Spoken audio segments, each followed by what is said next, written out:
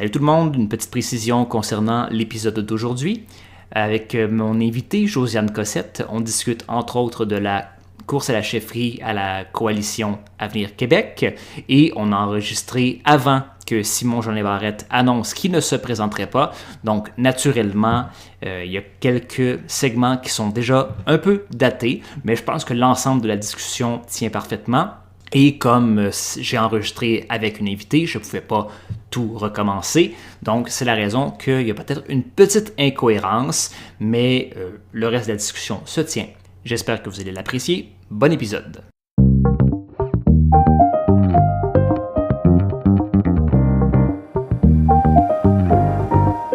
Parce qu'il n'y a pas de honte à être éveillé dans un monde qui dort au gaz. Nous sommes fiers d'être woke. Woke tant qu'il faudra avec Alexandre Dumas. Bonjour tout le monde, bienvenue à Woke tant qu'il faudra, votre revue Woke de l'actualité, édition du 24 janvier 2026.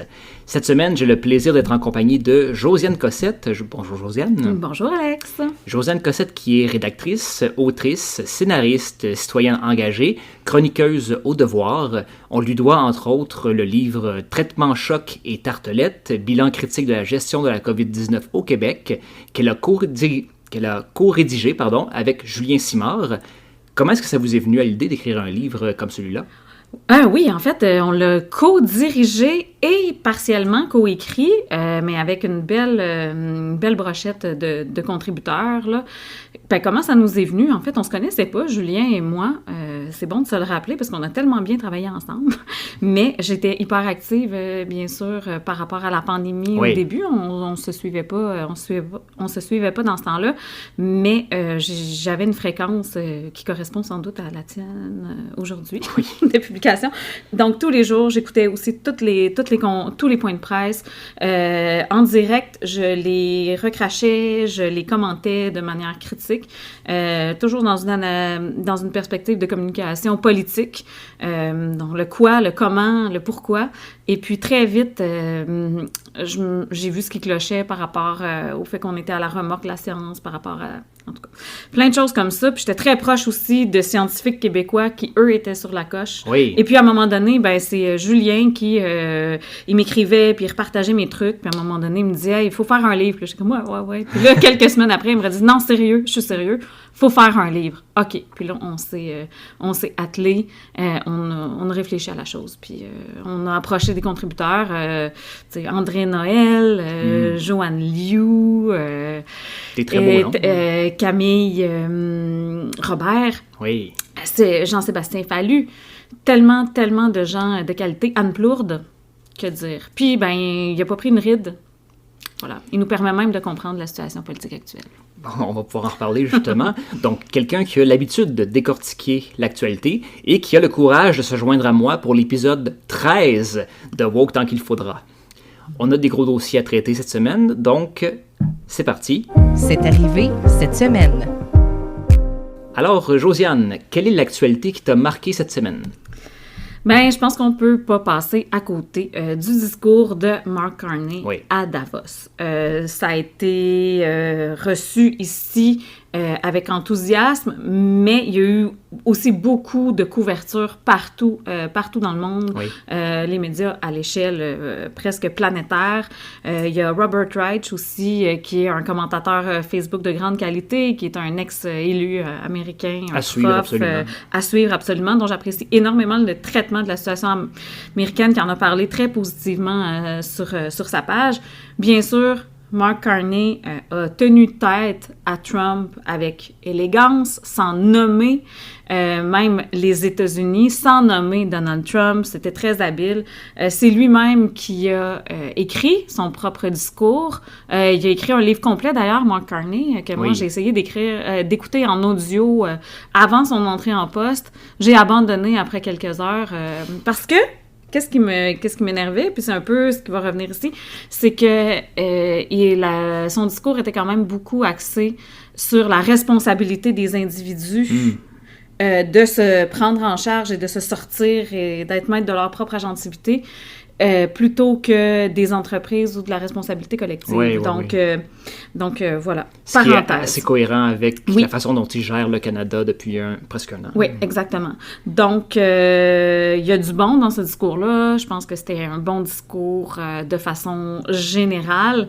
Ceci dit, c'est pas parce que il a fait un discours bien écrit et noble et digne, parce qu'on est, on dirait, dans un monde où, de ce côté-ci de l'Amérique particulièrement, de ce côté-ci de l'océan Atlantique, tu sais, on peut pas dire qu'au Québec, on a des grands orateurs, des discours inspirants ou bien écrits ou avec des belles images ou quoi que ce soit. Donc, c'était super, mais je pense qu'on est aussi habitué à si peu, que ça ne doit pas nous aveugler, qu'on a le droit d'être critique quand même de certaines façons de dire les choses et de certains contenus aussi. Oui, les attentes sont vraiment très, très basses. Oui. On est dans ce monde-là où Trump nous a habitués au troisième sous-sol du troisième sous-sol, puis quand on pense qu'il ne peut pas descendre plus bas, il nous surprend encore. Ça nous surprend plus tellement. Non. Fait que c'est ça. Puis, moi, ce qui m'a fait sourciller dans ce discours-là, c'est un passage particulier qui est le suivant, là. Donc, il dit, depuis que mon gouvernement est entré, a été élu, on a coupé les impôts sur le revenu, sur les gains en capital et sur les investissements aux entreprises. On a aussi accéléré des investissements de 1000 milliards de dollars dans l'énergie, l'intelligence artificielle, les minéraux critiques, de nouveaux corridors commerciaux et plus encore. Nous doublons, bien sûr, notre budget en défense. Nous aurons doublé à la fin de cette décennie notre budget en défense et on le fait de manière à encourager nos industries canadiennes. Voilà. Donc, c'est sûr que là-dedans, moi, ce qui m'a un peu beaucoup fait réagir, c'est que, bon, on est à Davos, on est entouré de milliardaires, on est dans la préservation de l'ordre mondial, même si l'échiquier géopolitique est en train de bouger.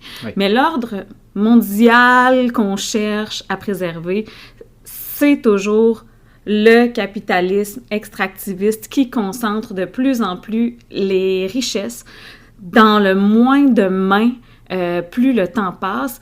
Et ces mains-là ont beaucoup de pouvoir et elles contribuent, ces mains, à faire fonctionner des régimes qui sont fascisants, voire complètement fascistes.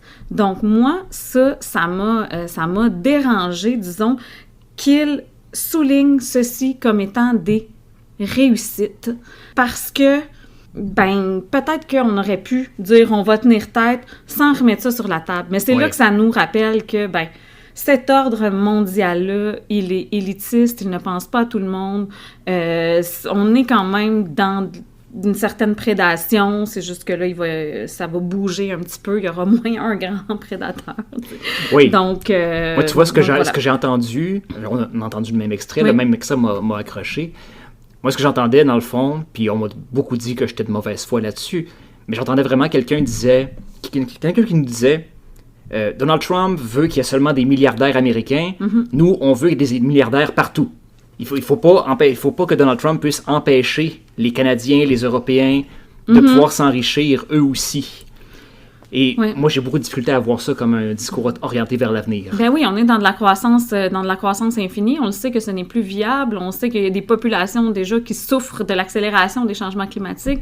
On sait que l'intelligence artificielle, ce n'est vraiment pas une sinécure. Il y a sans doute plus d'inconvénients que d'avantages, notamment sur le plan énergétique, sur le plan de l'environnement. Donc, si on doit construire des centrales au charbon pour que l'intelligence artificielle nous vole nos emplois créatifs et possiblement même... Tu sais, c'est une arme de guerre, l'intelligence artificielle. Là. C'est pour ça que moi, j'ai sourcillé. Là. Yoshua Bengio, on devrait l'entendre plus, lui aussi. Mais il nous met en garde.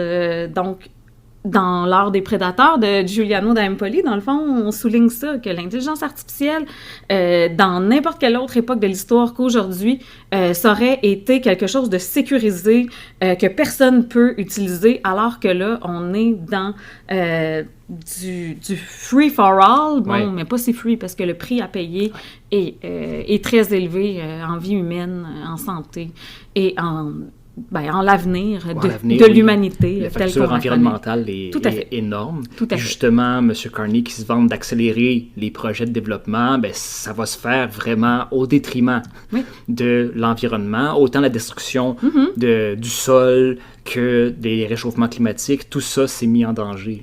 Oui, puis même l'industrie là, de l'armement et de la défense, Garda World, qui est pourtant canadienne, est impliquée dans Alligator Alcatraz, procède à des déportations d'immigrants, des enlèvements, des kidnappings, de tout ça. Donc, on peut difficilement faire abstraction de ça. Donc, je pense qu'on a le droit de dire merci. On a tenu tête à cet être qui est complètement parti sur une chire et les personnes qui l'entourent aussi, qui sont eux aussi très près justement de l'IA et compagnie. Mais on a le droit de garder notre esprit critique. C'est même nécessaire. Oui, je suis d'accord. Puis ce que j'écrivais, moi, à ce sujet-là, c'est que c'est très bien de... Faut résister à Trump. On est tous d'accord là-dessus. Mais c'est pas une raison pour fermer les yeux sur ce qui se passe présentement.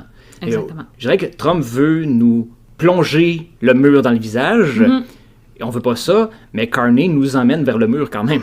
Ben oui, tu sais, l'expansionnisme, admettons, c'est sûr que ça fait peur.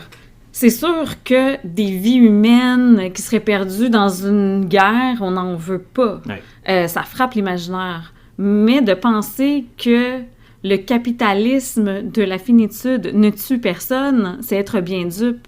C'est juste que c'est moins évident. Mais des vies humaines perdues à cause du capitalisme, à cause de l'effritement du filet social, à cause des inégalités qui se creusent puis de la richesse qui se concentre, il y en a à tous les jours. Oui, puis ni au fédéral ni au provincial, on se dirige dans la bonne direction. Bien d'accord. De mon côté, j'avais envie de parler un peu de la course à la chefferie de la CAQ. Depuis le début de l'année, je vous ai surtout parlé des États-Unis, du Venezuela puis de l'Iran, donc j'ai l'impression d'avoir un peu négligé le Québec. Pour l'instant, ça se dessine comme une course à trois. Il y a les ministres Jean-François Simard et François Bonnardel qui se disent toujours en réflexion, mais au sein du caucus puis du Conseil des ministres, il y a 3 noms qui ressortent. Ces 3 noms qui représentent quand même assez bien les différentes tendances au sein de la CAQ. Donc, Simon Jolin Barrette qui représente la mouvance des nationalistes identitaires, Christine Fréchette qui représente la droite économique et Bernard Drinville qui représente le troisième lien. C'est pas... Qui représente Bernard Drinville. C'est pas moi qui le dis, ce sont ses 2 premiers appuis, les députés Samuel Poulain et Karianne Bourassa qui appuient Bernard Drinville, qui le voient comme un champion pour la région de Québec et le projet de troisième lien. Je sais pas si on peut vraiment présenter ça comme un projet rassembleur. Ici, je veux absolument citer Patrick Belrose, dans le Journal de Québec, qui nous trace en 2 phrases le bilan de Bernard Drinville. Je sais pas si c'est intentionnel, mais je trouve ça savoureux. Je le cite. En plus d'avoir porté la Charte des valeurs sous le gouvernement Marois, Bernard Drinville a imposé le vouvoiement et la fin des cellulaires à l'école à titre de ministre caquiste de l'Éducation.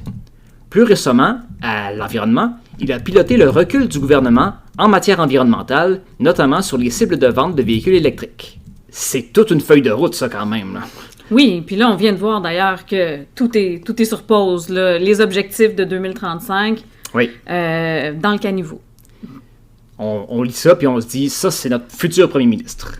Et je trouve ça vraiment drôle que celui qui appelle toujours les journalistes par leur prénom et qui les tutoie constamment en entrevue, une de ses principales réalisations, entre guillemets, ce soit d'avoir ramené le vouvoiement à l'école. Oui, bon, qui est une mesure, une mesure écran, une éclipse, quelque chose qui ne sert à absolument rien d'autre que de ne pas parler des problèmes réellement graves en éducation. Tu les connais très bien d'ailleurs, puisque tu as siégé longtemps sur un conseil d'administration à l'école? Oui, pendant 7 ans, j'étais sur le conseil d'établissement de l'école primaire de mes 2 enfants, donc j'ai vu les dérives sur le terrain, les sous-investissements, les absurdités aussi bureaucratiques. Écoute, les échelons, la déconnexion avec ce qui se passe vraiment, ce avant, pendant et après la pandémie. Et il n'y a rien qui se ramieute, qui se ramieute jamais, en fait. On dirait que les décisions qui sont prises sont 95% du temps des décisions qui vont à l'envers complètement de ce qui devrait être fait. Oui, on peut dire que depuis une bonne trentaine d'années, les gouvernements sous-investissent en éducation. Ouais. J'ai trouvé intéressante la déclaration d'Éric Girard, qui finalement ne se présentera pas. Lui dit qu'il souhaite un nationalisme plus inclusif, plus rassembleur.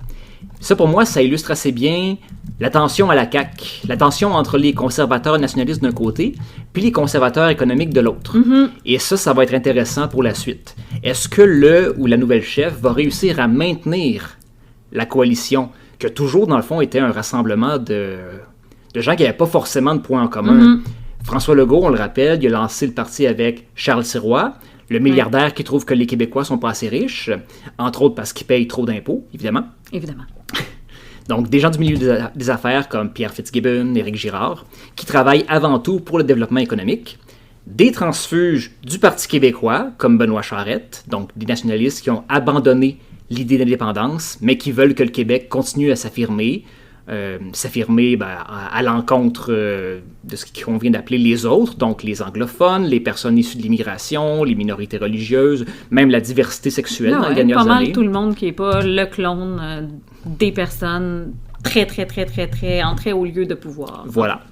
Et finalement, des conservateurs de la grande région de Québec, qu'on retrouvait principalement dans la défunte Action démocratique du Québec, la DQ de Mario Dumont. Donc, ceux qui veulent alléger l'État, baisser les impôts, abolir les cégeps, diminuer le filet social, abolir les lois environnementales, abolir les lois contre les armes à feu, et évidemment, construire un pont entre Québec et Lévis. Toutes des choses qu'on adore, n'est-ce pas? C'est des groupes d'intérêts qui ne sont pas forcément incompatibles, mais qui ne sont pas forcément liés non plus. Je rappelle que Christine Fréchette, elle avait quitté le cabinet de Jean-François Lisée parce qu'elle était contre la Charte des valeurs du Parti québécois.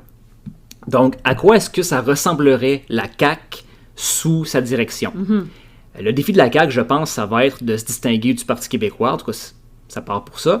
Ma prévision très personnelle, c'est que Christine Fréchette va se concentrer vraiment sur les questions économiques, qui n'ont jamais été perçus comme une force du PQ, alors que Jean-Lin Barrette et Drainville vont plutôt essayer de dépasser PSPP par la droite identitaire, donc en adoptant une ligne encore plus dure à l'endroit de l'immigration, des minorités religieuses, puis de la diversité sexuelle. Ouais. Est-ce qu'il y a un bon plan là-dedans? Il y en a peut-être un qui est moins pire, selon moi, qui est Christine Fréchette. Cela dit, comme femme, et j'ai beau ne pas être très fan de la CAQ, c'est le moins qu'on puisse dire, mais la CAQ est sur le respirateur artificiel. Oui. Je doute vraiment beaucoup qu'elle s'en relève. Michel David, d'ailleurs, moi, ça fait quand même assez longtemps que je prévois un peu. Puis hier, je regardais une entrevue vidéo avec Michel David qui allait pas mal dans ce sens-là. Il disait que la CAQ va être difficile à ressusciter, son mot. Donc, il croyait pas tant à cette possibilité-là. Je loge à la même enseigne. Puis, on dirait que même si Christine Fréchette, tu te dis, bon, tant qu'à avoir une droite à tout cran et qui va faire pâtir les droits de beaucoup de gens, la droite juste économique, c'est peut-être moins pire. Ceci dit, j'ai l'impression que c'est une falaise de verre ici, là, ça va être un cas comme ça. Donc, on a eu la CAQ avec beaucoup d'hommes blancs, beaucoup d'hommes blancs fortunés, qui ont amené le Québec dans une impasse, on en reparlera tantôt. Et là, on va élire Christine Fréchette et elle va être nommée responsable de la chute finale et de la mort de la CAQ parce que c'est elle qui va avoir été là lors de la déconfiture possible des prochaines élections de l'automne.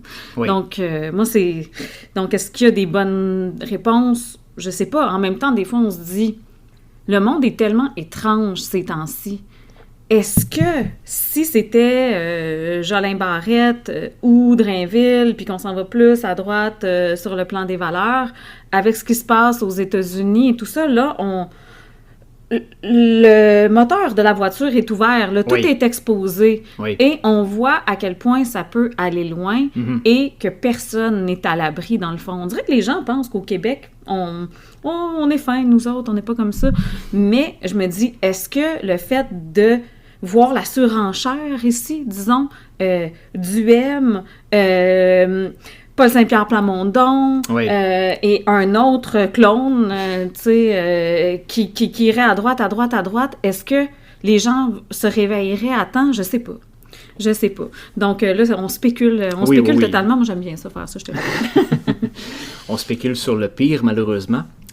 Les ministres vont devoir quitter leurs fonctions temporairement pendant la course. C'est un détail, mais j'ai été surpris de lire la directrice générale de la CAQ, Brigitte Legault, qui a dit « Ils vont garder leur garde du corps. La personne qui va faire ce concours est quand même très à risque. Ça a été considéré. » Et là, je comprends pas. Pourquoi est-ce que la directrice générale du parti a un mot à dire sur les gardes du corps qui sont payés par le gouvernement du Québec? Est-ce que Charles Milliard et Mario Roy ont droit à un garde du corps, eux, pendant la course à la chefferie du Parti libéral, payés par le gouvernement? Est-ce que les ministres qui vont remplacer les candidats vont se passer de garde du corps? Ou la CAQ a juste décidé que le gouvernement allait payer une partie des frais de sa course à la chefferie? Écoute, est-ce qu'ils auraient besoin de garde du corps s'ils avaient mieux fait? C'est quand même une bonne question. C'est des questions légitimes que tu soulèves. Pourquoi ce serait pas payé par leur budget propre et non pas par l'ensemble C'est ce que je pense. Des Québécoises et Québécois, surtout s'il y a des doublons, puis que là, on paye le double de sécurité. Mais on est à une ère où le sentiment de sécurité, c'est important. Oui. Et précisons que les candidates vont devoir fournir 30 000 $ pour la course. 30 000 $, c'est drôle, c'est pratiquement l'augmentation de salaire qui se sont accordés à eux-mêmes. Oui, donc c'est rien. Effectivement. Fait. Du petit change. Ces nouvelles dont on ne parle pas assez.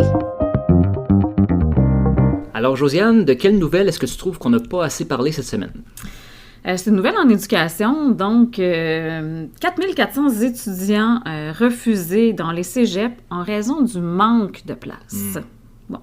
Ça n'avait pas tant été couvert, commenté. Là, j'ai déterminé ce sujet-là. Hier, ce matin, il y avait un bon éditorial de Marie-André Chouinard dans Le Devoir qui faisait quand même une très bonne synthèse de ça. Donc, elle nous disait, entre autres, que les données sont accablantes, là, qu'il y a à peine 35% des établissements collégiaux qui sont jugés en bon état. Donc, c'est une chute de 50% en l'espace de 4 ans. Là. Il y a eu un mémoire de la Fédération des cégeps qui a été déposé lors des consultations prébudgétaires. Donc, c'est une dégradation, donc, des infrastructures qui est observable, pas juste en éducation. Donc, quand il est question de ça, on parle de déficit de maintien d'actifs.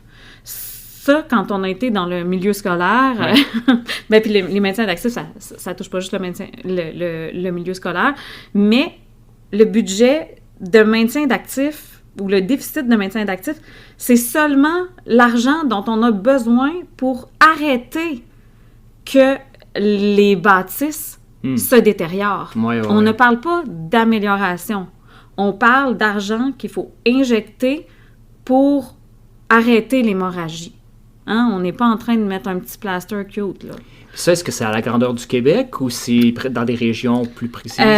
Là, ce qui est particulier, c'est que c'est Daphné Dionvien au Journal de Montréal qui a approché quand même plusieurs cégeps.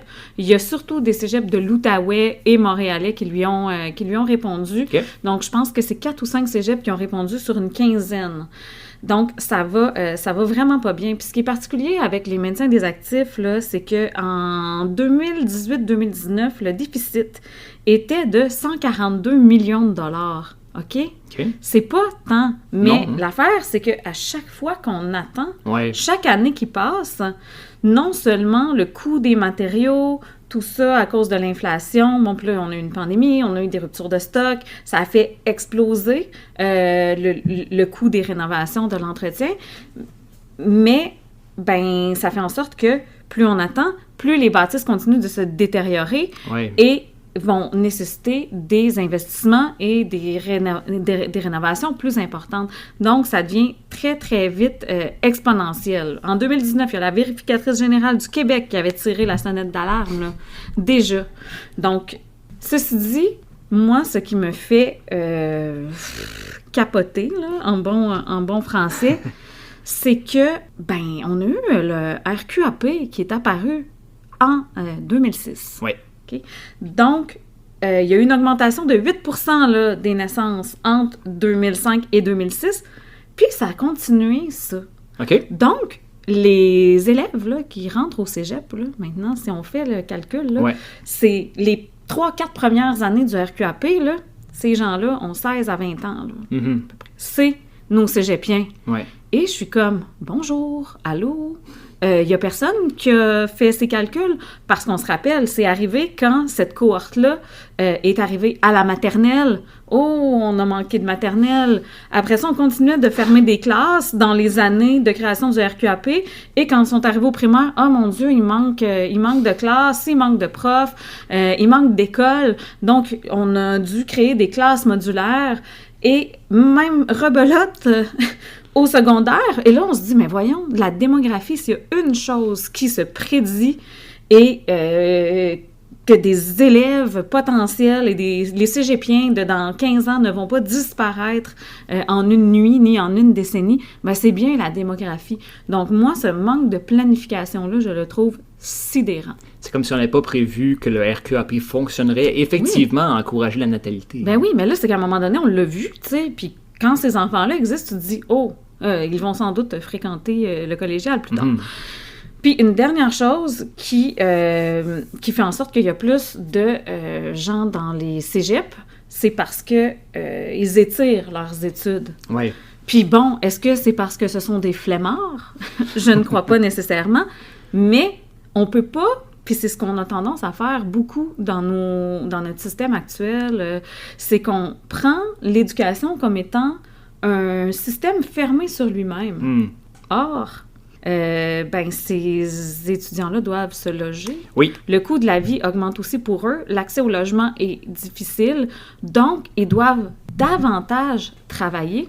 Ça devient incompatible avec un cégep comprimé en 2 ans. Donc, tous ces vases-là communiquent les uns avec les autres. Donc, on ne peut pas faire abstraction de ça non plus. Oui. Donc voilà, ce sont des crises qui se nourrissent l'une et l'autre.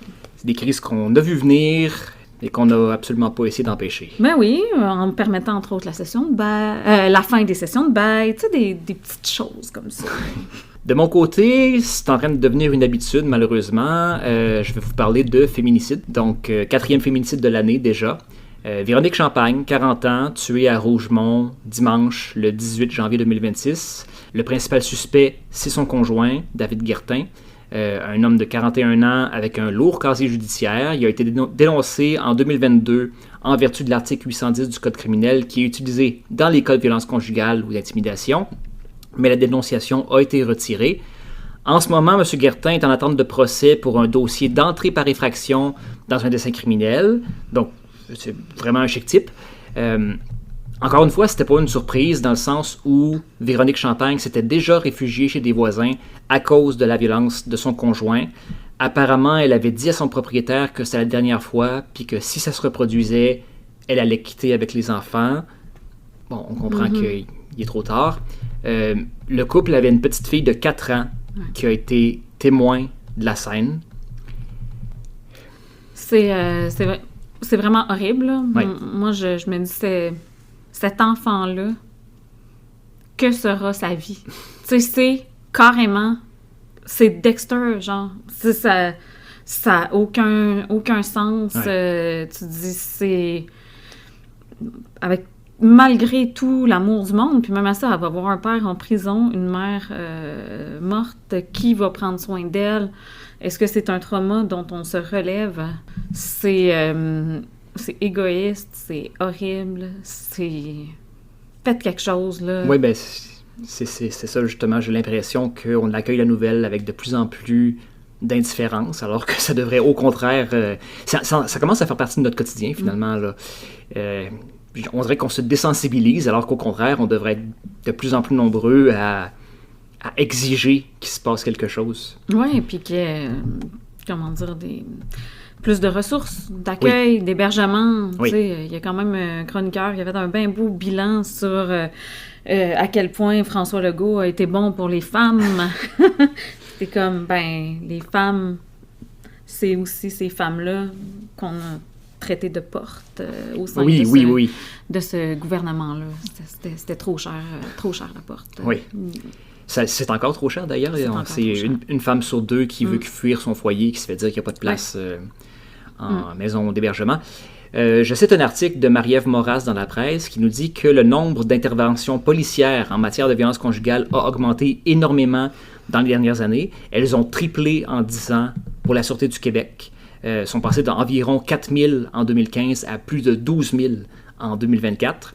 Apparemment, ça ne signifie pas que la violence conjugale a augmenté. Selon la porte-parole de la SQ, Camille Savoie, c'est plutôt qu'elle est plus détectable, plus identifiable et donc plus dénoncée. Donc, bon, ça au moins, c'est positif, ça va dans la bonne direction. Je vous encourage vraiment à lire la chronique de Rima El Khoury dans la presse vendredi. Ça s'intitule « Des mythes nuisibles aux victimes ». La chroniqueuse a rencontré Amélie Bois, qui a travaillé en maison d'hébergement chez SOS Violence Conjugale, puis qui est maintenant conseillère experte en pratique policière à la SQ, à la Sûreté du Québec. Ça m'a frappé parce que chaque fois que je parle de violence conjugale ou de féminicide, il y a des gens, hommes et femmes, qui écrivent en commentaire « Il faut aider les hommes, il faut plus de ressources pour les hommes ». Puis je suis d'accord, là, je suis 100% d'accord, dans la mesure où la quantité de ressources en santé mentale est clairement insuffisante, puis pas seulement pour ces cas-là, là, pour tous les cas. Puis ça n'a aucun sens qu'un homme qui réalise que son comportement est problématique, qui cherche de l'aide, n'arrive pas à en obtenir parce que les ressources n'existent pas. Mais Amélie Bois nous dit aussi qu'il faut arrêter de chercher à expliquer la violence conjugale par la souffrance ou les traumatismes d'enfance. Que la violence conjugale, c'est avant tout un choix. Oui. C'est pas vrai que tous les conjoints violents, en fait, que la majorité des conjoints violents perdent le contrôle. Au contraire, c'est vraiment une façon de garder le contrôle. Et je la cite, « Si on parle d'un fraudeur, on ne dirait jamais qu'il a agi ainsi parce qu'il a vécu de l'insécurité financière dans son enfance. Si on parle d'un crime violent visant une personne inconnue, on n'excuserait pas non plus l'auteur du crime en parlant de sa souffrance. La vraie cause de la violence conjugale, malheureusement, c'est culturel. C'est la culture de la domination masculine. Ce qu'on comprend, c'est que les solutions policières, comme les bracelets anti-rapprochement, puis même le financement des maisons d'hébergement pour les femmes qui fuient la violence conjugale, ça reste un plaster sur une plaie ouverte. Puis si on veut vraiment combattre les féminicides de la violence conjugale, il faut commencer par changer la culture. Puis malheureusement, j'ai l'impression qu'en ce moment, les masculinistes sont très en avance sur nous pour changer la culture par rapport aux féministes. Oui, tout à fait. C'est sûr qu'une hausse importante comme ça, oui, bon, c'est sûr, on se dit, je pense que c'est mixte. Comme la violence coercitive, par exemple, on n'en parlait pas là, il y a quelques années. C'est vrai. Donc, on ne pouvait pas reconnaître le fait que avoir une voiture seulement quand on est en région, devoir tout le temps se faire reconduire, quelqu'un qui te texte toujours, puis t'es où? Tu sais, même si au début c'est gentil, habille-toi pas comme ça. La violence économique aussi, du contrôle économique, il y a beaucoup de choses qui n'étaient pas des drapeaux, disons, qui n'étaient pas vus comme des drapeaux. Il y avait moins de dénonciations, je crois. Donc, c'est sûr que l'éducation mène à davantage de dénonciations. De l'autre côté, c'est certain que la montée du masculinisme et même du masculinisme sur les stéroïdes, sur le plan politique, le fait qu'il y ait des agresseurs qui s'en tirent et qui deviennent même présidents de la plus grande puissance au monde. Puis bon, sans parler des Epstein Files et tout ça, c'est sûr que ça permet. Oui. Tout ça, ce sont des enablers, tu sais, qu'on dirait en anglais. Donc, ça cautionne le droit de, possiblement, sans conséquence. Donc, ça mène à moins de remises en question, j'imagine. Puis, moi, quand il est question de violence ou d'agression ou de domination, je reviens toujours au livre de Neige Sino, Triste Tigre.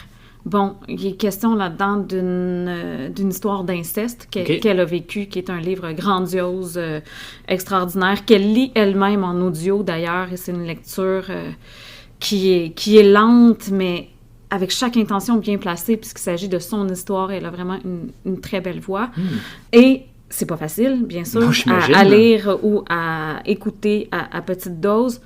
Ceci dit, elle réfléchit beaucoup dans l'inceste, dans l'agression, au point de bascule. OK. À ce moment où l'agresseur est là, dans le vif du moment, et il a le choix de crier, partir, de ne pas toucher, mais il fait le choix conscient de, bon là, c'est d'agresser une enfant, de la toucher ou quoi que ce soit. Et puis ça, depuis que j'ai lu ce livre-là, ça m'est toujours resté en tête. Toujours resté en tête.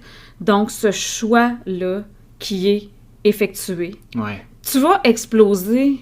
Il y a un mur, admettons. C'est peut-être pas mieux, mais tu sais, tu peux crier, tu peux partir, tu peux aller t'enfermer dans la salle de bain. Tu sais, il y a plein d'options. Tu peux aussi faire une thérapie, ça pourrait être vraiment bien. Là, il y a peut-être des problèmes d'accès. Mais pour se rendre à frapper et à tuer ta conjointe, après avoir exercé des années de contrôle sur elle,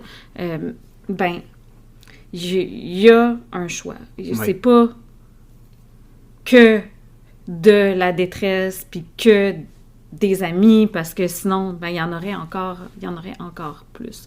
Donc, on est dans une logique de domination. Puis, tu sais, le privé est politique, là, je suis pas la première à le dire, c'était le slogan des féministes des années 70, c'est pas d'hier, mais aujourd'hui, on l'a dans la face constamment. On se donne le droit de réplique. Sur ces belles notions, Josiane, à qui est-ce que tu aimerais répliquer cette semaine? Pierre Fitzgibbon a écrit une belle lettre à François Legault. Oui. Je la lirai pas au complet, mais je vais la lire en partie, disons. Donc, c'est l'ex-ministre de l'Économie, de l'Innovation et de l'Énergie, Pierre Fitzgibbon, on se rappelle, aussi abonné au commissaire à l'éthique. Oui.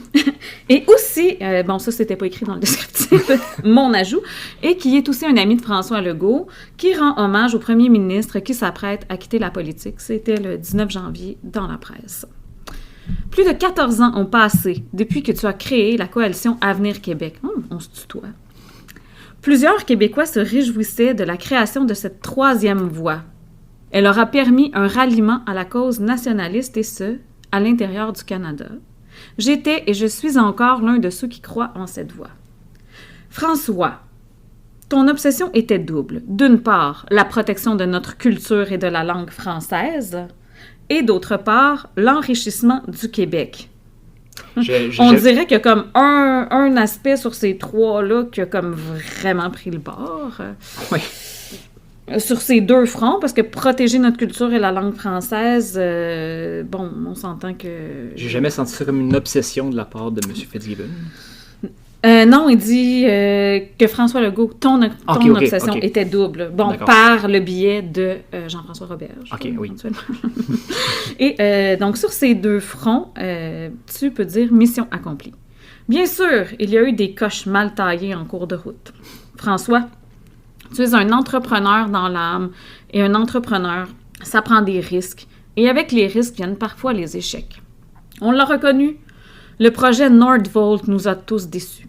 Même si Nordvolt a été un échec, c'était un bel échec.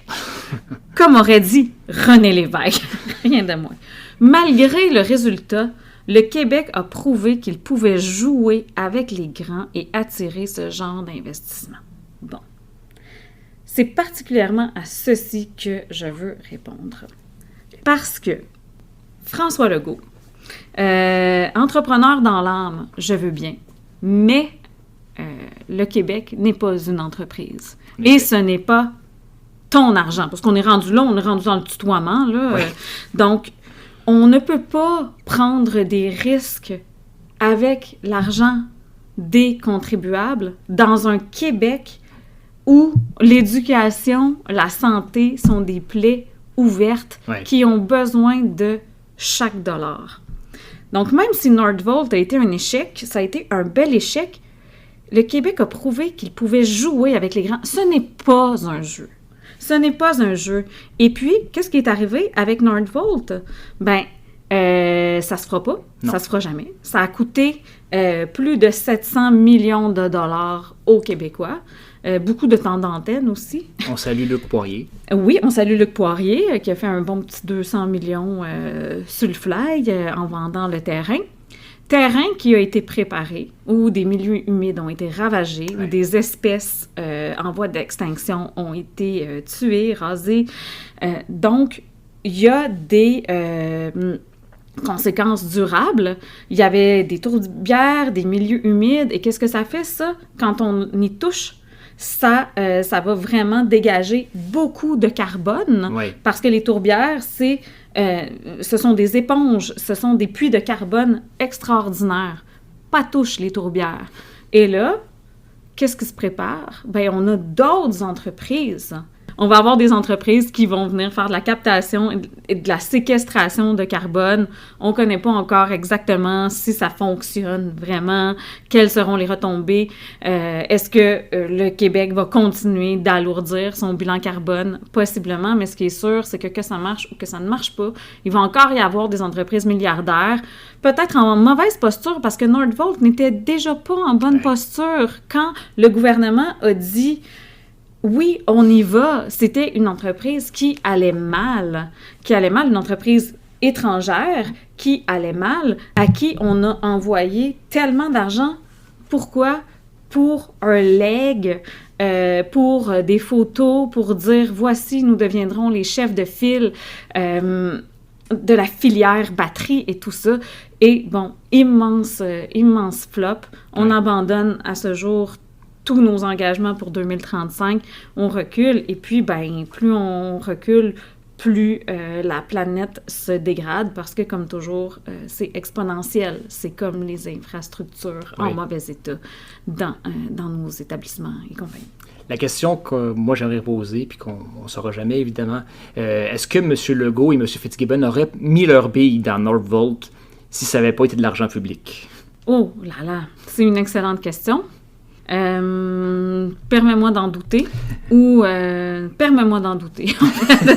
J'en doute grandement parce que les personnes qui s'enrichissent, je crois que quand il est question de leur argent, sont beaucoup plus prudentes que quand il s'agit de l'argent des autres. Et puis d'ailleurs, tu sais, Fitzgibbon, après avoir quitté, il a été consultant pour l'industrie minière. À un moment donné, ça devrait pas être permis, honnêtement. Il devrait y avoir des hiatus, là, des clauses de non-compétitivité qui, pendant un bon 10 ans, là, après la vie politique, tu ne devrais pas pouvoir travailler dans l'industrie du ministère que tu as piloté.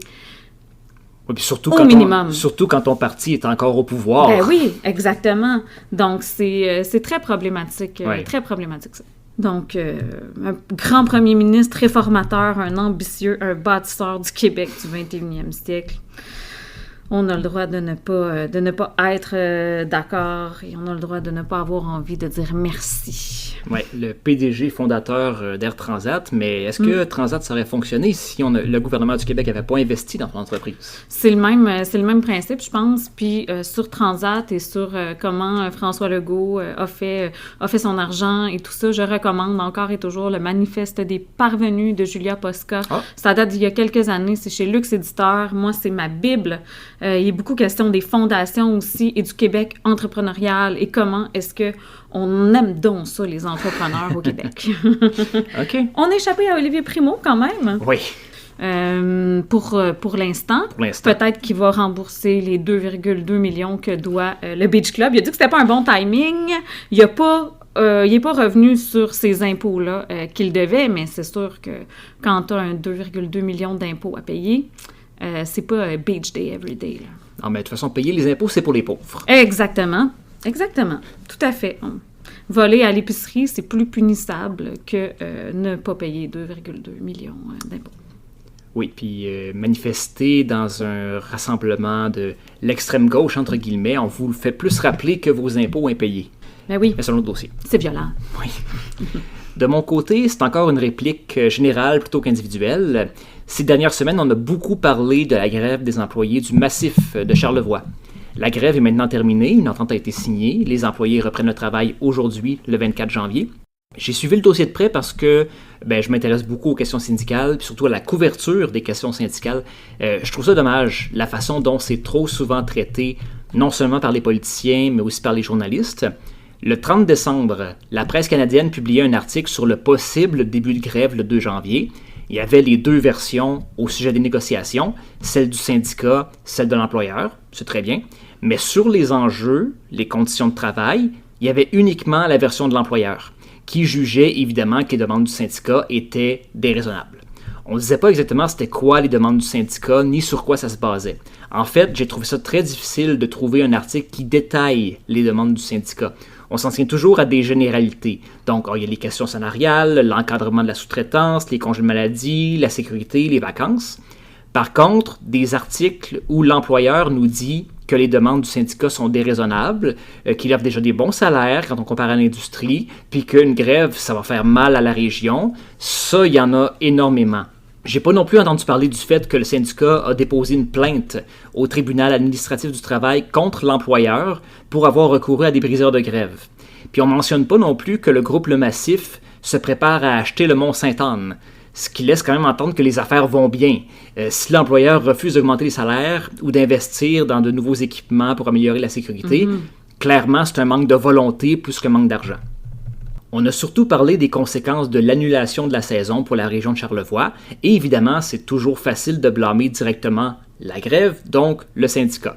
Dans les journaux, on mentionne que les syndiqués ont refusé la proposition de règlement du conciliateur lundi dernier. C'était quoi la proposition? Pourquoi est-ce que ça a été refusé? L'article du Devoir, par exemple, sur la fin de la saison, accorde 3 paragraphes à la déclaration de l'employeur, un seul à la version du syndicat.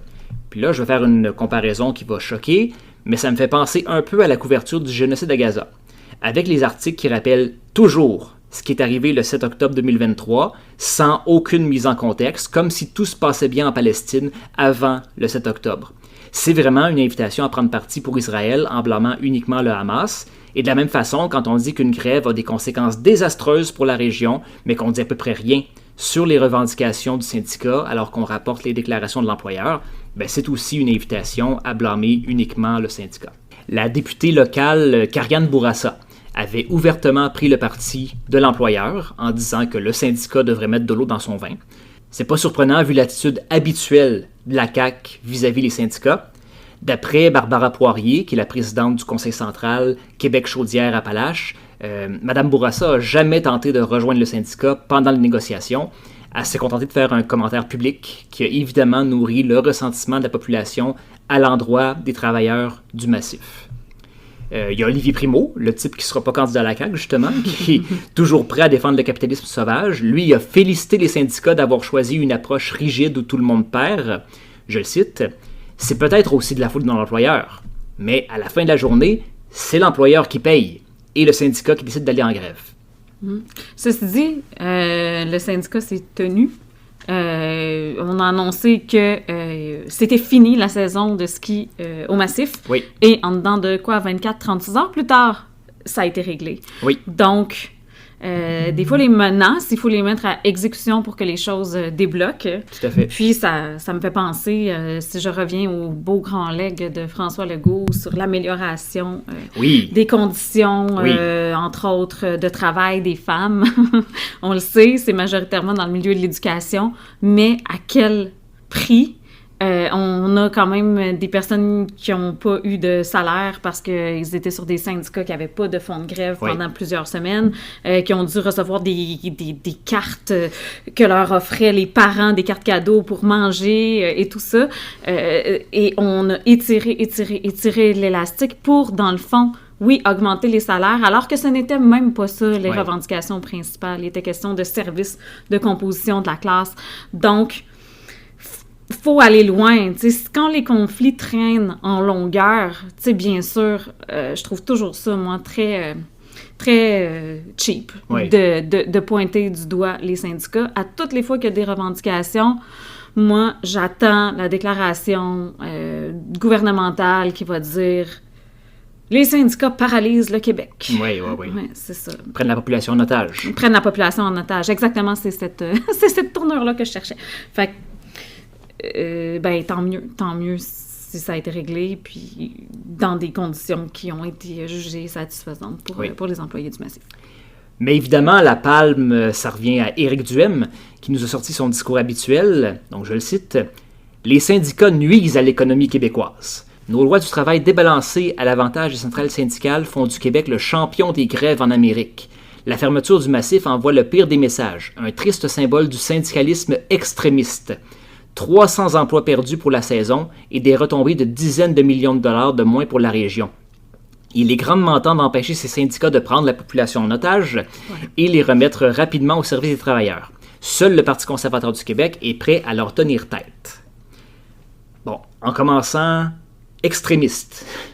Ça a l'air que maintenant, la grève en tant que telle, c'est maintenant extrême. Oui, mais parce qu'on sait, il n'y a que de l'extrême gauche. Évidemment. Ensuite, on remarque qu'il n'y a même pas une tentative de dire que les exigences du syndicat étaient déraisonnables. En fait, il ne dit absolument rien des exigences du syndicat. Donc, on comprend que le seul fait qu'il y a un conflit de travail, ça montre que c'est le syndicat le problème. Mais sérieusement, dans ce cas-ci, là, je comprends à la limite quand on parle de la santé ou de l'éducation, mais là, on parle de ski, prendre la population en otage. Éric, à quel point tu peux être bourgeois? Oui, puis sans compter le fait que... Oh, Dame Nature prend la population en otage. Un hiver trop chaud, on ne peut pas skier. Comment dire, le ski n'est pas un droit. Effectivement. Et finalement, remettre les syndicats au service des travailleurs. 95% des membres ont voté oui au mandat de grève générale illimitée. Il n'y avait pas de baïonnette derrière eux pour les obliger. Donc, on ne peut pas dire que c'est le syndicat qui a tordu le bras des employés pour arrêter le travail. C'était pratiquement unanime. Puis encore une fois, 91% des syndiqués ont voté le retour au travail. Donc, ça me semble extrêmement démocratique comme structure. Ah, tout à fait. C'est en effet... Les syndicats et la démocratie sont compatibles. Ce sont, les syndicats, c'est même essentiel pour l'enrichissement du Québec parce que on parle souvent, justement, de créer de la richesse, puis, souvent, justement, cette richesse-là qu'on va créer en haut lieu ne ruisselle pas jusqu'en bas. Et les syndicats sont là pour dire, un instant, notre PDG gagne 282 fois le salaire d'entrée, par exemple. On mérite des meilleures conditions. Et là, mon Dieu, je vais sonner comme l'Institut économique de Montréal ou François Legault lui-même, mais plus d'argent dans les poches des Québécois, c'est plus d'argent réinjecté dans l'économie québécoise. Ou, tout simplement, des gens qui n'ont pas de difficultés à se loger et qui ne devront pas faire le choix entre leur loyer et l'épicerie et qui ne devront pas se tourner vers les banques alimentaires qui reçoivent 1 million de demandes par mois. Effectivement, si on veut aller faire du ski, il faut être capable de payer l'épicerie. Oui, moi je pense que c'est le fin fond de l'histoire. Le rayon de soleil de la semaine. Alors Josiane, quel est ton rayon de soleil de la semaine? C'est un drôle de rayon de soleil, mais c'est une lettre signée par plus ou moins 400 millionnaires à l'échelle mondiale qui demandent de payer davantage d'impôts et de taxes. Et derrière cette initiative-là, c'est le groupe Millionnaires Patriotes, millionnaire ou millionnaire? Millionnaire patriote, Millionaires Patriots, dont la présidente du conseil d'administration de la filière canadienne est la philanthrope Claire Trottier, Oui. qui est la fille de Lorne Trottier, qui était le cofondateur de Matrox, donc une entreprise de haute technologie. Donc, elle est née pas mal dans l'argent qu'avait fait son père, mais elle et sa sœur ont créé des très belles initiatives, notamment d'aide aux immigrants et tout ça. Oui. Et elle milite donc sur ce groupe-là qui rassemble des millionnaires et des super riches de partout dans le monde. C'est qu'au début de la semaine aussi, il y en a été question à Davos. Mm-hmm. L'argent, la concentration extrême de la richesse est complètement démesurée plus que jamais auparavant. Oui. Parallèlement à tout ça, en fait, c'est comme si tout ça est sorti à peu près au même moment. Donc, c'est Oxfam qui a publié un rapport qui a démontré qu'en 2025, la fortune des milliardaires avait augmenté 3 fois plus vite que l'année précédente. Hein. Donc, tout ça, ça alimente des inégalités politiques que Oxfam juge dangereuses. Oui. Les milliardaires ont 4000 fois plus de chances d'occuper un poste politique que les citoyennes et citoyens ordinaires. Donc, le rapport, il a été publié le 19 janvier par Oxfam lors de l'ouverture du Forum économique mondial à Davos. Et on a appris donc que la fortune des milliardaires avait bondi, donc de plus de 16% en 2025, soit 3 fois plus vite que la moyenne des 5 années précédentes, pour atteindre 18 300 milliards de dollars, son plus haut niveau historique. Donc, leur fortune, elle a augmenté de 81% depuis 2020. Est-ce que ça précise c'est quoi la source de ça? Ben, voilà. C'est que les entreprises comme ça, c'est leur capital qui est extraordinaire. Donc, on a, disons, des propriétés, de l'argent placé, des actifs auxquels on ne touche pas et qui fructifient et qui prennent de la valeur. Mm-hmm. Donc, c'est important d'imposer ceci autant que le revenu des Kidam, ton revenu, mon revenu, 100% de notre revenu est imposé, tu sais. Bon, pas à 100%, on parle pas du taux ici.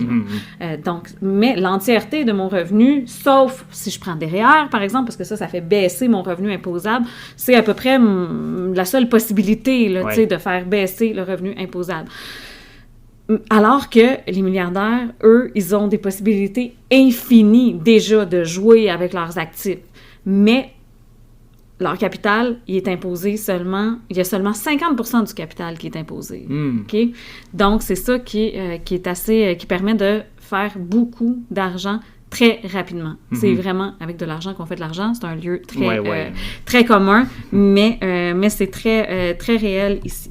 Donc, Claire Trottier, je disais, fait partie de ce groupe-là.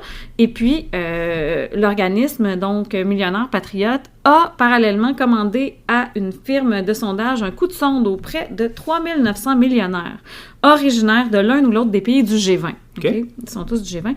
Donc, il y a 65% de ces répondants-là qui se sont dit très ou plutôt favorables à ce que les impôts des ultra-riches soient haussés pour réduire les inégalités, mieux financer les services publics et s'attaquer aux difficultés liées au coût de la vie. Hein? Donc, même eux, ils disent, oui, imposez-nous davantage. Donc, ils sont préoccupés par la richesse extrême et ils pensent que les leaders politiques devraient en faire plus pour s'attaquer à la richesse extrême. Il y a 20% qui pensent qu'ils en font juste assez pour s'attaquer à la richesse extrême. Un 14% qui pensent qu'ils en font trop et un 6%, je le sais pas. Donc, oui, je suis sûr qu'ils se sont jamais posé la question. Ben non, c'est ça. Puis à partir de combien d'argent est-ce qu'un ultra-riche pose un risque pour la société, la démocratie, l'économie et l'environnement? Pour 67% des répondants, ben ce chiffre-là, c'est à partir de 100 millions de dollars. OK. Donc, Olivier Primo, là. Donc, sauf que, bon, tout ça, ça a quand même l'air vertueux, là. Ouais. Je me réfère pour discuter ici d'un article fait par Louise Leduc dans la presse.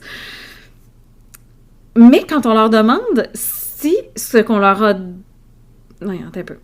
Mais quand on leur demande à quel point leur richesse leur a procuré des avantages à eux, à leurs enfants ou à leur parenté, il y a juste 33% qui ont dit beaucoup et 38% qui ont répondu quelque peu. Donc, c'est intéressant, là. Il y a comme une espèce de méritocratie internalisée ici. Ben oui, là. ben oui. On se fait tout seul, puis tout ce qui nous arrive, on le mérite. Puis être très riche, ça nous ouvre pas tant de portes que ça. Claire Trottier, elle dit que dans son cas, ça a vraiment pas nui, sans entrer dans le détail de tous les avantages. Mais Claire Trottier, qui est une héritière. Oui, qui est une héritière. Oui, tout à fait. Comme je le disais au début, Oui.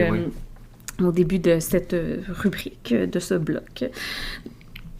Donc, elle comprend pas. Donc, les gains en capital des grands investisseurs de ce monde, comme je le disais tantôt, sont imposés juste à 50%, alors que l'infirmière, la prof au travail, c'est 100%. Puis, pour en revenir au début de l'émission, quand je parlais de Mark Carney et du fait que on pouvait pas tant parler de A sans parler de B, il s'en est vanté, mais il a éliminé la taxe qu'avait instaurée Justin Trudeau sur les yachts et les jets privés. Oui, c'est important, ça. C'est important, ce sont des besoins essentiels, parce que le temps pour les ultra-riches, c'est important. Et la grande question à laquelle elle n'est pas capable de répondre, Claire Trottier, c'est qu'est-ce que ça donne de continuer à chercher à être encore et encore plus riche? Oui. Là, c'est sûr que pour des personnes qui ont soif de pouvoir, ça donne accès à du pouvoir, ça donne accès à beaucoup d'influence. Quand on est justement Elon Musk, qui n'a pas signé cette lettre, bien sûr, Bien sûr. et qu'on peut changer l'échiquier mondial par une décision ou deux, c'est sûr que rendu là, c'est pas juste une question d'être confortable et ne pas avoir peur de manquer de rien, t'sais. C'est vraiment une question de pouvoir. Puis justement, elle a dit qu'il faut pas compter sur la bonne volonté de chacun. Parce que s'il y en a qui vont décider de devenir des bons philanthropes et peut-être même de se substituer au gouvernement, ça aussi, c'est quand même discutable. Quoique, bon, ce ne sont pas tous les gouvernements qui gèrent bien notre argent, comme on l'a vu tantôt, mais n'empêche, ce sont des personnes qui ne sont pas élues, qui ne devraient pas avoir une si grande influence sur le monde. Oui. Ceci dit, même au Québec, et elle finit là-dessus, puis elle a bien raison. Donc, un PDG d'entreprise ici, là, même s'il n'est pas multimilliardaire, peut très facilement lâcher un petit coup de fil puis avoir une influence sur les politiques publiques. Oui. D'ailleurs, il y a des think tanks aussi. On ne rentrera pas là-dedans. Tu me réinviteras. Mais c'est sûr qu'il y a aussi beaucoup de lobbies d'ultra riches qui ont des valeurs chrétiennes et compagnie, qui sont là et qui s'immiscent et qui tentent de changer, d'influencer les politiques autant sur le plan économique que moral. Oui. J'ai rencontré plusieurs politiciennes qui ont quitté la politique pour plusieurs raisons, pour mon prochain livre, L'exode politique des femmes. Et une des grandes désillusions qui sont vécues, c'est quand les députés se rendent compte que les lobbyistes ont plus d'influence sur les décisions au gouvernement, donc que des non-élus ont plus d'influence que les élus pour changer les choses. Oh là là, moi je trouverais ça très difficile à vivre, je te l'avoue. Je te l'avoue, parce que, bon, on s'entend, ils se sont octroyés une hausse de 30%. Ouais. Sauf que, bon, oui, c'est plus d'argent, beaucoup, que la moyenne, que le salaire médian au Québec. Ceci dit, ceux qui sont en politique pour les bonnes raisons et qui veulent vraiment agir positivement sur le bien commun, de se faire couper l'herbe sous le pied, ça doit vraiment pas être facile à vivre. Sûrement pas. Donc, Claire Trottier c'est une philanthrope. Bon, on peut, oui, bien sûr, là, toujours soulever des questions sur les fondations, mais elle a récemment fondé sa propre fondation qui s'appelle Euphrosine et qui soutient des organismes de bienfaisance qui vont renforcer les espaces où les gens délibèrent et demandent des comptes de ceux qui sont au pouvoir, hein, à l'heure où les contre-pouvoirs s'effritent. Oui. C'est sûr qu'on n'en a pas trop. Sur le conseil d'administration, il y a Claire Trottier, Fabrice Ville et Noël Sorbara. Et ils ont une belle équipe aussi. Et c'est aussi elle qui est derrière le collectif Bienvenue, qui est essentiel, qui vient en aide aux nouveaux arrivants, aux personnes qui ont un statut d'immigration précaire, aux demandeurs d'asile, donc des personnes qui ont fui leur pays à cause de persécutions, qui arrivent ici, qui n'ont rien. Donc, on peut donner des articles. Le collectif Bienvenue va les aider aussi à trouver du soutien. Il y a tout un guide de bienvenue qui a été fait pour eux.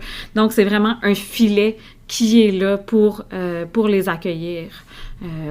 Parce que, il faut pas oublier que les demandeurs d'asile, sont pas ici au Québec. Oui. Pour le fun. Oui.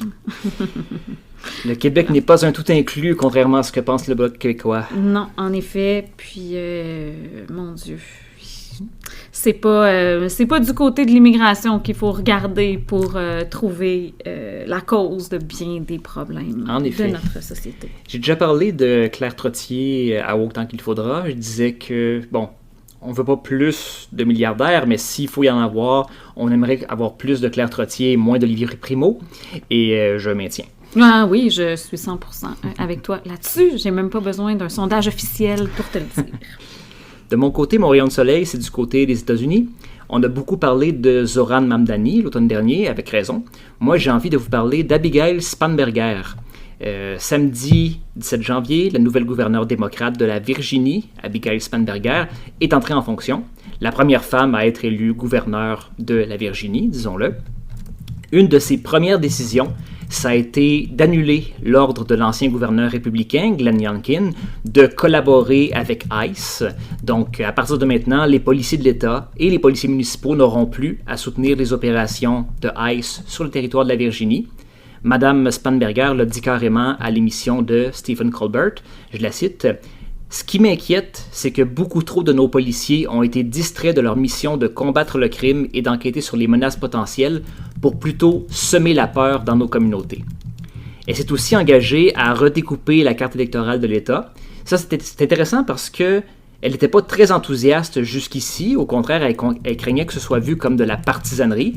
Mais Donald Trump a littéralement encouragé les États républicains à redécouper leur carte électorale pour nuire aux démocrates dans leur État. Oui. Donc, en réaction, Mme Spanberger a décidé d'appuyer l'effort des démocrates. Oui. Le fameux gerrymandering. Gerrymandering, j'ai jamais compris. Je serais curieux de savoir d'où ça vient, ce mot. Qui est gerrymander? Allons voir. Les démocrates de Virginie ont aussi annoncé leur intention d'amender la constitution de leur État pour protéger le droit à l'avortement. Une promesse qui a évidemment ulcéré les républicains, pour protéger le mariage homosexuel et, je ne savais pas que c'était un enjeu, mais pour rendre le droit de vote aux personnes qui ont déjà fait de la prison. C'est une loi qui date de 1901. Les habitants de la Virginie qui ont été incarcérés pour avoir commis un crime perdent leur droit de vote à vie, à moins d'une intervention du gouverneur. Donc, quand on sait qui se retrouve en prison, surtout qui sont des personnes vulnérables, c'est une minorité, pour des crimes qui ne sont pas nécessairement importants et qui ont déjà peu de voix au chapitre, de leur en retirer davantage. Oui, bien justement, c'est problématique. Les personnes noires sont 3 fois plus nombreuses, proportionnellement, que les personnes non racisés à avoir perdu leur droit de vote. Donc, l'amendement proposé par les démocrates va rendre le droit de vote à toutes les personnes qui ont été incarcérées à leur libération. Autres mesures intéressantes qui sont radicales pour les États-Unis, les démocrates veulent entre autres contrôler le prix des médicaments en pharmacie, contrôler les assurances santé, puis la facturation des hôpitaux pour empêcher les factures surprises puis la vente de protection inutile. Et, on l'a ici, protéger les personnes aînées et vulnérables contre les évictions. des choses qui semblent tellement aller de soi, mais qui sont révolutionnaires pour les Américains. Donc...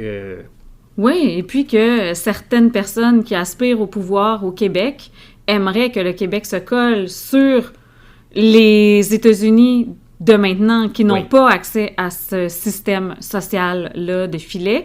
C'est très problématique. Et puis j'ai envie d'un petit dernier soleil parce que j'ai envie de parler de la résistance à Minneapolis. Oui, okay? oui. Donc, on a vu la semaine dernière un meurtre en pleine rue. Et puis depuis, Minneapolis, la population se mobilise tellement, mais tellement fort contre ICE. Les écoles sont fermées, il y a la grève, les gens ne vont plus travailler, ils font blocus. Ils empêchent ICE d'emporter des gens. Il y a une solidarité sur le terrain. Il y a un très, très beau texte de Margaret Killjoy là-dessus, qui est une anarchiste et poète. C'est vraiment à lire, là, c'est facile à trouver, mais on parle de gens de toutes les générations là, qui s'unissent pour empêcher que ICE vienne chercher leurs concitoyens, concitoyennes. Ça, c'est vrai que c'est magnifique. J'ai beaucoup comparé Hitler et Trump, j'ai beaucoup comparé MAGA aux nazis, mais il faut dire une chose, des démonstrations de solidarité comme celles qu'on voit à Minneapolis en ce moment, il n'y en a pas eu beaucoup dans l'Allemagne nazie. Je me souviens plus du nom de l'historien qui l'a dit, mais c'est une phrase magnifique.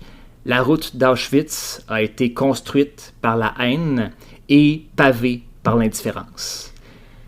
L'indifférence, c'est une grande menace, en effet. J'ai souvent parlé, moi, dans tout ce que j'écris, je reprenais le confort est voisin de l'indifférence, mais oui, on dirait que tant que notre propre confort n'est pas menacé, c'est facile et tentant de rester indifférent à des situations sociopolitiques ou économiques ou des reculs de droits, mais ces droits-là, quand les droits s'effritent, ça finit toujours par se rendre jusqu'à nous, donc on devrait se protéger les uns les autres, puis se lever debout bien avant que le tapis glisse sous nos propres pieds.